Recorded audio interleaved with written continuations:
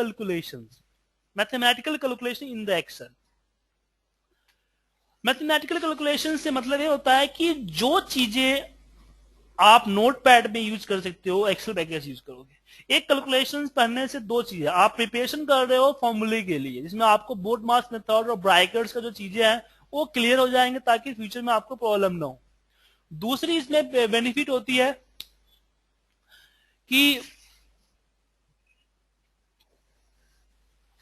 आपका जब आप काम करने बैठोगे तो बहुत सारे ऐसी कैलकुलेशन का कुछ ऐसी मैथमेटिकल कैलकुलेशन होगी जिसको आप नोटपैड पे तो आसानी से कर रहे हो, बट एक्सेल में उसके लिए कोई फॉर्मूला नहीं है या फॉर्मूला है तो आपको उसके बारे में आइडिया नहीं है. तो बहुत सारी ऐसी कैलकुलेशन होती है. तो वो इस क्लास से आपको पता चलेगा कि उस तरह की कैलकुलेशन को आप कैसे कर सकते हो. सबसे पहले हम जिक्र करते हैं मैथमेटिकल ऑपरेटर की. एक्सेल के अंदर में मैथमेटिकल ऑपरेटर कौन कौन से होते हैं जिसका यूज हम कर सकते हैं.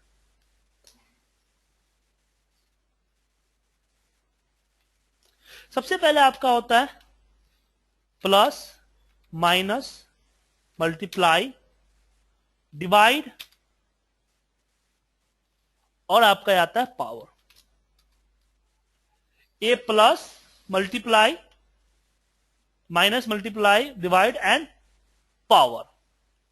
तो इन सबों का यूज आप बिना किसी फॉर्मूले यूज किए कर सकते हो. जैसे एग्जांपल कि आपने इसको तीन चीजें, अब इनको आपस में जोड़ना है तो जोड़ने के लिए आप प्री डिफाइंड फॉर्मूला सम यूज कर सकते हो या फिर इसको आप क्लिक करके इसमें प्लस का सिंबल यूज कर सकते हो या फिर मल्टीप्लाई का सिंबल यूज कर सकते हो. तो आज का टॉपिक इसी पर डिपेंड करता है कि आप किस तरीके से मैथमेटिकल कैलकुलेशन यूज करके सारे ऑपरेटर्स को, जितने भी ऑपरेटर्स हैं उसको यूज कर सको. आज की क्लास थोड़ी छोटी क्लास होगी क्योंकि इसके बाद आपको प्रैक्टिस का टाइम मिलेगा. फॉर्मूले स्टार्ट करने से पहले हमें फॉर्मूले के लिए प्रिपरेशन करना पड़ेगा. जैसे कि मेरे पास Q1 है एंड Q2 है. इसमें आपको एक ब्रैकेट का महत्व मैं समझाना चाहता हूं इस एग्जांपल के माध्यम से. तो मुझे निकालना है ग्रोथ. तो ग्रोथ का मैथमेटिकल फॉर्मूला क्या है कि Q2 minus Q1 divide by Q1. अब नोटपैड में इसको बड़ी आसानी से आप कर सकते हो पेन और कॉपी से. अब एक्सेल में कैसे करोगे. एक्सेल में क्या है Q2, इसमें मैं एक करते रखता हूं Q2 माइनस Q1 और फिर इसको डिवाइड बाय Q1. इसमें रिजल्ट गलत आएगा. रवीन जी बताइए कि रिजल्ट गलत क्यों आएगा. इसमें मैंने बोला कि रिजल्ट गलत आएगा एंटर मारने से पहले ही. तो एक रिजल्ट गलत क्यों आया. दिनेश जी म्यूट कर लीजिए, बैकग्राउंड से शोर आ रहा है आपके.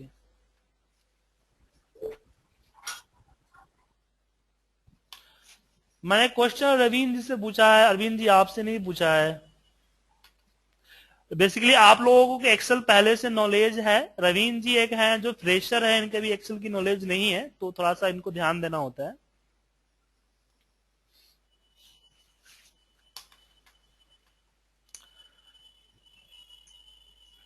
बोर्ड मार्क्स के लिए अब ये फॉर्मूला किस तरीके से काम किया है इस चीज को समझते हैं. फॉर्मूला वार में तब पता चल जाएगा गलती कहां पे हुई है, क्या प्रॉब्लम आ रहा है. तो किसी भी फॉर्मूला के प्रोसेस को अगर समझना आपको तो फॉर्मूला वार के अंदर आपके पास होता है एवलेट फॉर्मूला. उस पर क्लिक कीजिए. क्लिक करते हैं आपको यहां पे एक बार खुल के आएगा.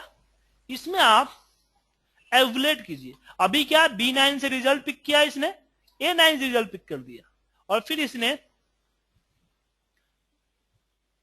अभी क्या कर रहा है कि 85 को 67 से मल्टीप्लाई कर रहा है, डिवाइड कर रहा है, जो कि गलत है. तरीके से क्या होना चाहिए कि पहले 67 टू 85 को माइनस करना चाहिए, फिर जो रिजल्ट आएगा उसको 67 से डिवाइड करना चाहिए. लेकिन ऐसा नहीं हो रहा है. ऐसा क्यों हो रहा है? क्योंकि बोर्ड मास मेथड इसमें अप्लाई हो रहा है कि पहले डिवाइड चलता है देन माइनस चलता है। तो उसके लिए हम यहां पे इसको ब्रैकेट के अंदर में डालेंगे। तो बोर्ड मास मेथड क्या कहता है कि सबसे पहले ब्रैकेट का ऑप्शन चलता है देन बाकी चीजें चलती है। तो पहले क्या करेगा? माइनस करेगा, फिर उस माइनस वाले सिंबल को डिवाइड करेगा, जिससे हमारा एग्जैक्ट रिपोर्ट आएगा। तो इसी तरीके से आपको ब्रैकेट के रूल समझने हैं। अब ब्रैकेट का रूल्स इंपॉर्टेंट क्यों है? आप सबों ने कोई एक्सेल का बड़ा फॉर्मूला लगाया होगा। तो एक्सेल में क्या होता है कि आप लोग जब 2 4 10 फॉर्मूले लगाते हो, इफ के नेस्टेड इफ लगाते हो आप लोग, तो उसमें क्या होता है कि आपने एक से ज्यादा नंबर्स आप डाल देते हो, तो उसमें ब्रैकेट्स की प्रॉब्लम होती है। कहीं पे ब्रैकेट आपका छूट जाता है या ब्रैकेट में कहीं पे प्रॉब्लम हो जाती है आपकी, तो इसमें आपको दिक्कत होता है। तो यहां पे इस चीज को सॉल्व कर सकते हो। अब बात आती है कि हम कि किस तरीके से हम इसका यूज करें। मैंने इस बोर्ड मास को कैसे समझ में आए, तो आप इस मैथमेटिक में जैसे अगर आप मैथमेटिक में क्या करोगे, सबसे पहले आप दोनों को माइनस करोगे फिर डिवाइड करोगे। ऐसा तो नहीं कि डिवाइड कर दोगे Q2 को देन माइनस करोगे। तो उसके लिए आपको मैथमेटिकल प्रोसेस को समझना होगा। इसलिए मैंने पहली क्लास में आपको बताया था कि आप थोड़ी सी मैथमेटिक की भी प्रैक्टिस कर लो। अब चलिए कुछ मैथमेटिकल फॉर्मूले को अप्लाई करके देखते हैं। एक हमारे पास फॉर्मूला था इंटरेस्ट का। दो फॉर्मूला होते हैं इंटरेस्ट का, सिंपल इंटरेस्ट का। सिंपल इंटरेस्ट का फॉर्मूला क्या था कि P1, सॉरी माफ कीजिएगा, P multiply by R multiply by T और डिवाइड बाई 100। ये हमारा सिंपल इंटरेस्ट का फॉर्मूला था। तो जब एक्सेल में चीज को लगाएंगे तो हमारा मान लीजिए कि P हमारा 20,000 है, R हमारा 5% है और टाइम हमारा 5 साल है। तो इस मेथड को हम पूरा फॉलो करेंगे। तो इसमें हम यहां पे करेंगे मल्टीप्लाई बाई 5 मल्टीप्लाई बाई 10। अब इसमें डिवाइड बाई 100 नहीं करेंगे। बोलेंगे क्यों सर, हमने मैथमेटिकल फॉर्मूला में हमारा डिवाइड बाई 100 करना ही था, लेकिन इसमें हम डिवाइड 100 क्यों नहीं कर रहे? बेसिकली यहां पे डिवाइड बाई 100 इसलिए होता था क्योंकि R हमारा परसेंटेज में होता था। हम लोग मैथ में 5 लिखते थे 5%। तो इसका मतलब होता था कि 5 डिवाइड बाई 100।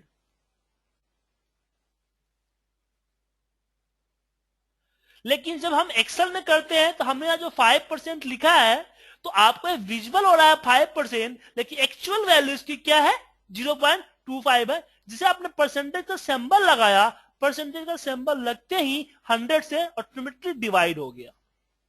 तो जहां भी आपको इस तरह का मैथमेटिकल फॉर्मूले में आपको 100 से डिवाइड करना है, वहां पे आप परसेंटेज सिंबल पे अगर परसेंटेज सिंबल लगा दिया तो 100 से डिवाइड करने की आपकी जरूरत नहीं है। तो यहां पे जस्ट आपको यहां पे मल्टीप्लाई करना है। आप लोगों को डाउट हो तो मुझसे उसी से पूछ लीजिएगा सर। तो मैथ है तो मैथ से थोड़ी प्रॉब्लम हो सकती है आपको। सर जो परसेंटेज की वैल्यू लगा रखी है, मतलब जो 0.05 आया है, वो आपने चेक कैसे करा? Control shift 1। अच्छा। लेकिन जब मुझे इसमें कंपाउंड इंटरेस्ट लगाना हुआ तो कैसे लगाएंगे? मान लीजिए कंपाउंड इंटरेस्ट लगाना है इसमें, तो कंपाउंड इंटरेस्ट का फॉर्मूला क्या है? दीपक जी आप बताइए मुझे, कंपाउंड इंटरेस्ट का फॉर्मूला क्या है?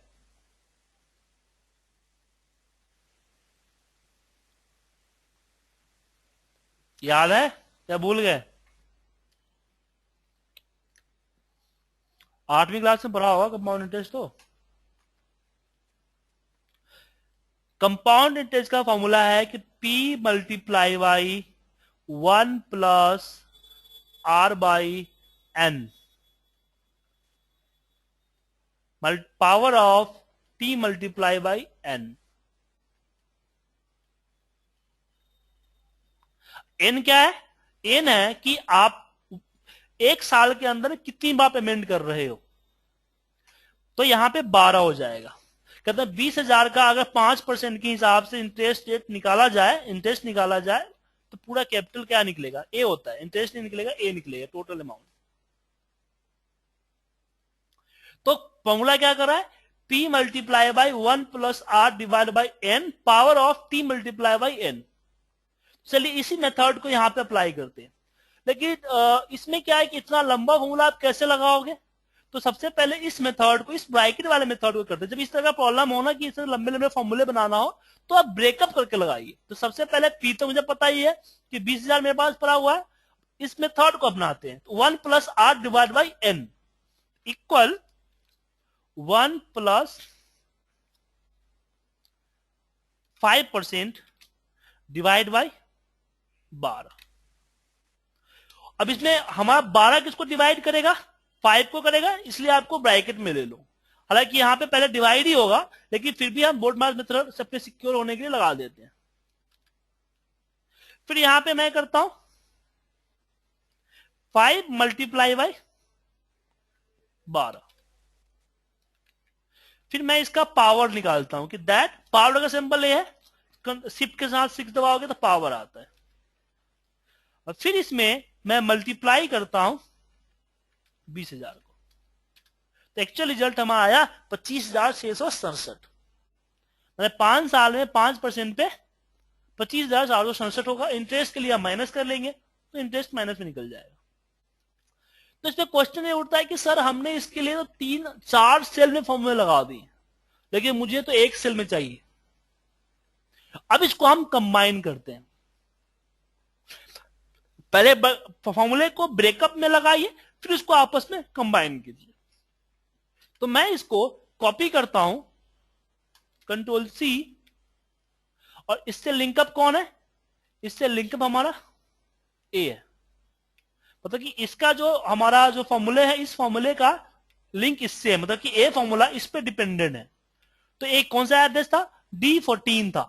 तो D14 की जगह पे D14 का फॉर्मूला कॉपी किया, और D14 जहां पे है वहां पे ब्रैकेट के अंदर में हम पेस्ट कर दिए। अब D14 को मैं इजीली डिलीट कर सकता हूं, कोई फर्क नहीं पड़ने वाला है। फिर मैं C14 यहां पे E14 को कॉपी करता हूं, और इस फॉर्मूले में जहां पे E14 है वहां पे ब्रैकेट लेता हूं और E14 को पेस्ट कर देता हूं। अब E14 इसको डिलीट करने से कोई फर्क नहीं पड़ने वाला है। देन इसको कॉपी करता हूं, Ctrl+C, और फिर इसमें हम जहां पे D15 था वहां पे इसको पेस्ट कर देता हूं, फिर इसको डिलीट करता हूं। ये आपका आ गया एक सेल में। अगर मैं इकट्ठा इसको बताता तो थोड़ी सी कंफ्यूजन हो सकती थी आपको, लेकिन मैंने पहले ब्रेकअप में किया, बाद में कंबाइन कर दिया, तो आपको इजीली तरह से समझ में आ गया। ये समझ में आया आपको, या दोबारा बताऊं इस मेथड को?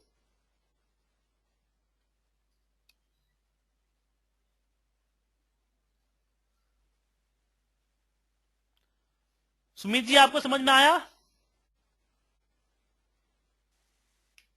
चलिए कोई और एग्जाम्पल के साथ आपको बताता हूं कि मान लीजिए एमआरपी।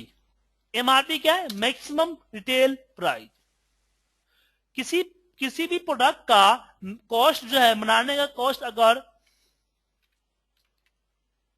50 रुपए हुआ है, तो इसको जो 5% की लागत पे मैन्युफैक्चरर इसको सेल कर देता है, किसको, डिस्ट्रीब्यूटर को। डिस्ट्रीब्यूटर क्या करता है, उसकी जो खरीद पड़ती है उसमें वो 10% का लागत लगाता है और सेल कर देता है किसको, होलसेलर को। होलसेलर को जितने में खरीद पड़ती है उतना का 15% का वो मार्जिन रख के किसको देता है, रिटेलर को। रिटेलर क्या करता है, उसकी जो खरीद पड़ती है उसमें 20% का मार्जिन रख के किसको देता है, कंज्यूमर को देता है। तो फाइनली कंज्यूमर को कितना पड़ा। तो चलिए इसके लिए हम इसका यूज करते हैं।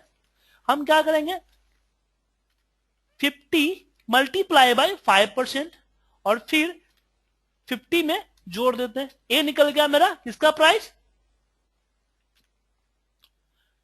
ए आपका रिटेलर का पड़ गया कि रिटेलर जो क्या बोलते हैं उसको, जो डिस्ट्रीब्यूटर है वो होलसेलर को, सॉरी जो मैन्युफैक्चरर है वो डिस्ट्रीब्यूटर को 52 रुपए 50 पैसे पे देगा।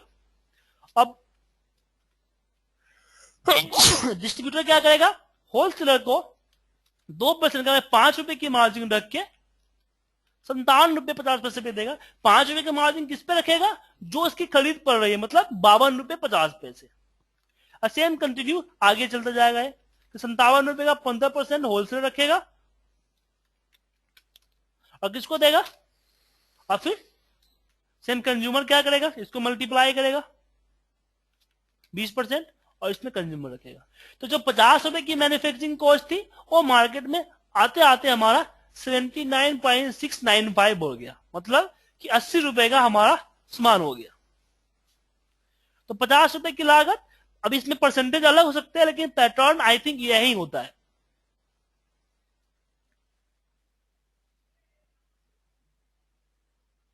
ठीक है। अब इसे एक चीज पता चलती है, बहुत ही सीरियस चीज, महंगाई कैसे बढ़ती है। खामखा मनमोहन सिंह को दोष देते हैं, क्यों महंगाई बढ़ा रहा है।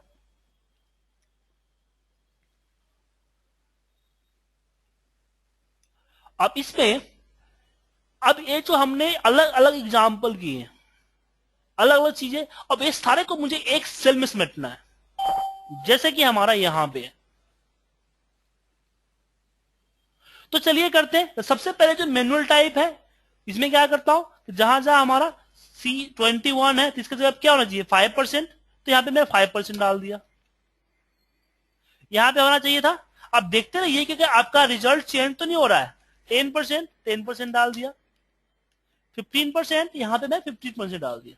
हम पहले मैनुअल इस तरह से लगा के देख लिए, इससे पता चल गया कि मेरा रिजल्ट सही है, कोई इफेक्ट नहीं है, रिजल्ट का कोई इफेक्ट नहीं पड़ रहा है, मतलब कि कोई रिजल्ट सही है, कोई गलत नहीं है। उसके बाद इसको हम कंबाइन करते चले जा रहे हैं।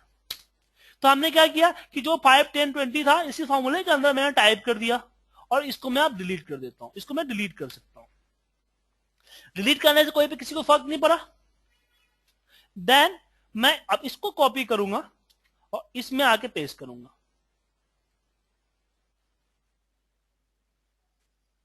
C22 और ब्रैकेट में C22 को मैंने पेस्ट कर दिया। हो गया। अब मैं इसको डिलीट करूं तो किसी को फर्क नहीं पड़ने वाला है। फिर मैं इसको कॉपी करता हूं, Ctrl+C। ये कौन सा है, C23। तो C23 यहां है, तो ब्रैकेट में लिया और C23 को पेस्ट कर दिया। और C23 यहां भी है, तो यहां भी मैं ब्रैकेट में लिया और इसको पेस्ट कर दिया। अब मैं इसको डिलीट कर सकता हूं। फिर मैं यहां पे आया, इसको सिलेक्ट किया, इसको कॉपी किया और जहां पे मेरा D23 था, D22 था, नहीं D22, हाँ D22 था, उसके जगह पे इसको पेस्ट कर दिया। अब मैं इसको डिलीट कर सकता हूं। फिर मैं ऐसे ही एग्जांपल एक एक करके कॉपी पेस्ट करते हुए चले जाइए। Ctrl+C। फिर यहां पे D23 पेस्ट। फिर यहां पे D23 है,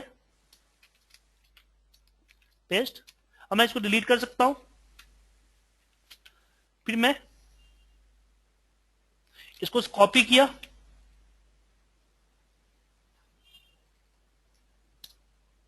और जहां पे E23 है वहां पे पेस्ट कर दिया।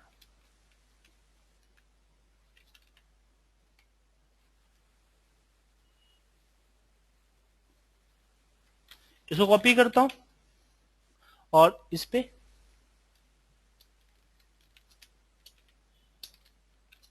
पेस्ट कर दिया।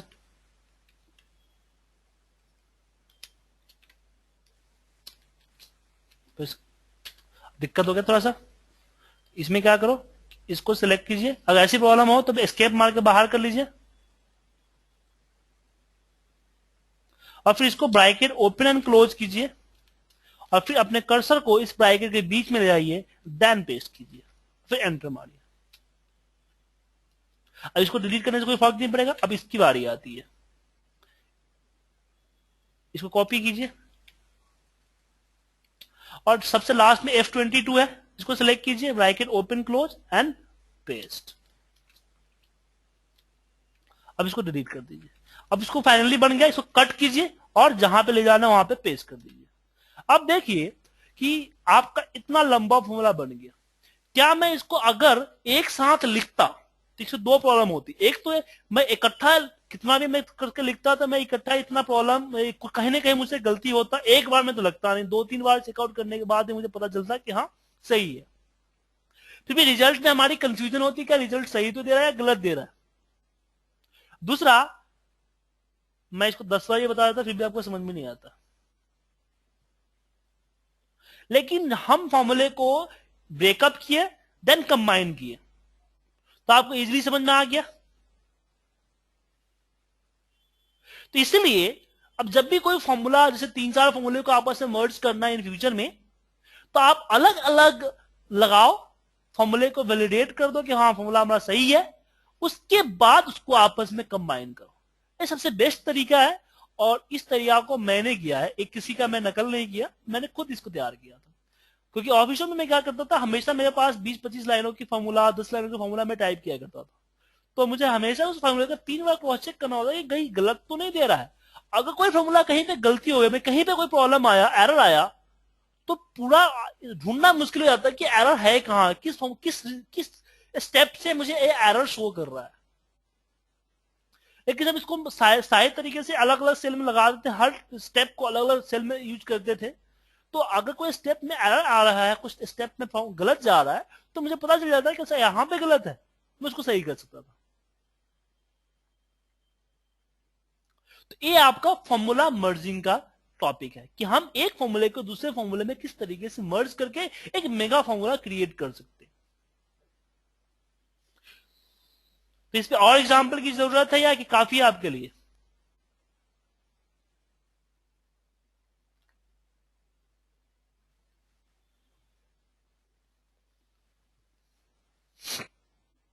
अब बारी, हमने मैथमेटिकल ऑपरेटर के बारे में पढ़ा कि मैथमेटिकल ऑपरेटर को हम बिना किसी वर्कशीट फॉर्मूला यूज किए हुए हम किस तरीके से अप्लाई कर सकते हैं।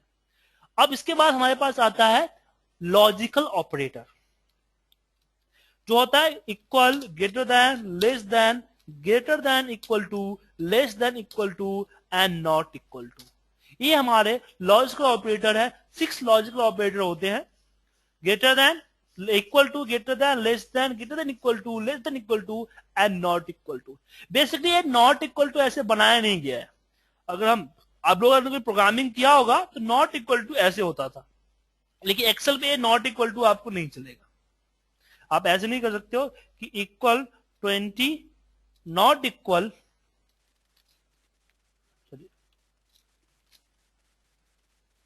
25, ये आपका एक्सेप्ट नहीं करेगा। नॉट इक्वल आपको इस तरह का होता है, ये अपने आप रिप्लेस कर देगा नॉट इक्वल में। नॉट इक्वल इसलिए ऐसा होता है कि ये हो गया कि ग्रेटर, हम बोलते हैं नॉट इक्वल टू 20, तो हमने बोला कि less than 20 and greater than 20। मैंने बोला कि इसमें क्या लॉजिक लगा कि 20 से छोटा और 20 से बड़ा, तो नॉट इक्वल टू 20 हो गया। तो इस मेथड को लेके चलते हैं यहां पे, ठीक है सर। अब बारी आती है कि अगर कोई भी एग्जांपल आपको देता हूं कि मान लीजिए मैंने यहां पे कुछ नंबर्स दे दिए,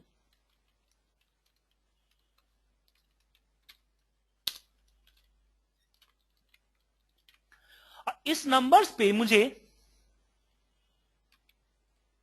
इस नंबर्स पे एक चेक करना है, ये चेक करना है कि 50 से बड़ा है कि नहीं है, कि ग्रेटर देन 50 है कि नहीं। जब भी इस तरह कंडीशन आता है आपके जीवन में सिर्फ एक ही फॉर्मूला सूझता है, इफ का फॉर्मूला। लेकिन इफ फॉर्मूला इस तरह के लॉजिक लगाने के लिए नहीं होता है, मुझे जस्ट चेकआउट करना है कि क्या ये 50 से छोटा है या 50 से छोटा, 50 से बड़ा है कि नहीं है। तो सिंपल सा हम लॉजिकल ऑपरेटर यूज कर सकते हैं, ग्रेटर देन 50, और नीचे तक ड्रैग कर सकते हैं। Logical operator true and false में रिटर्न करता है। अगर लॉजिक फुलफिल होता है, कंडीशन फुलफिल होता है, तो ट्रू शो होगा, वरना फॉल्स होगा। इफ का काम क्या है कि इसी ट्रू फॉल्स को कन्वर्ट करता है आपके रिटर्न में। वो लॉजिक ही लगाता है, लॉजिक तो उसके अंदर हम यही डालते हैं, ये जो चीज डालता है अभी लगाते हो ना कि if greater than equal to 50 तो यहां पे आ जाए ओके, नहीं तो आ जाए नॉट ओके। लेकिन लगा तो ये फॉर्मूला ना, ये भी आपका एक फॉर्मूला मर्जिंग के अंदर में आ गया कि इफ के अंदर में एक लॉजिकल फॉर्मूला जो है ये मर्ज हो गया। वरना इफ के जो काम करता है वो सिर्फ ट्रू पे काम करता है, इसको यहां पे ट्रू एंड फॉल्स चाहिए होता है, लॉजिकल टेस्ट में ट्रू एंड फॉल्स चाहिए होता है। तो आपको अगर इन फ्यूचर में सिर्फ आपको लॉजिकल चाहिए कि ट्रू एंड फॉल्स में रिजल्ट चाहिए, तो आपको इफ लगाने की जरूरत नहीं है, आप डायरेक्टली जस्ट चेकआउट ही तो करना है कि है कि नहीं है, तो ट्रू एंड फॉल्स। लेकिन जब हमें कुछ इंफॉर्मेशन, कुछ रिप्लेसमेंट चाहिए होती है, तो उस केस में हम यूज करते हैं ट्रू एंड फॉल्स का।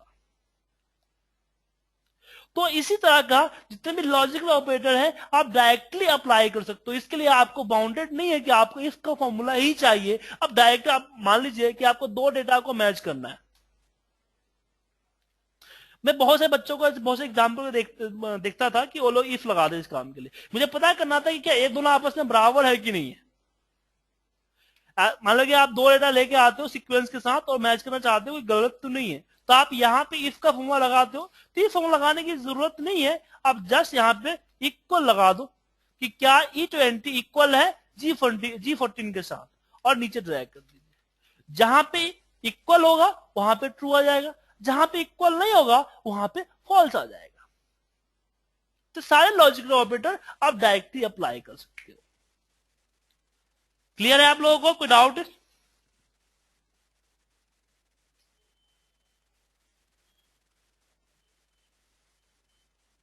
ओके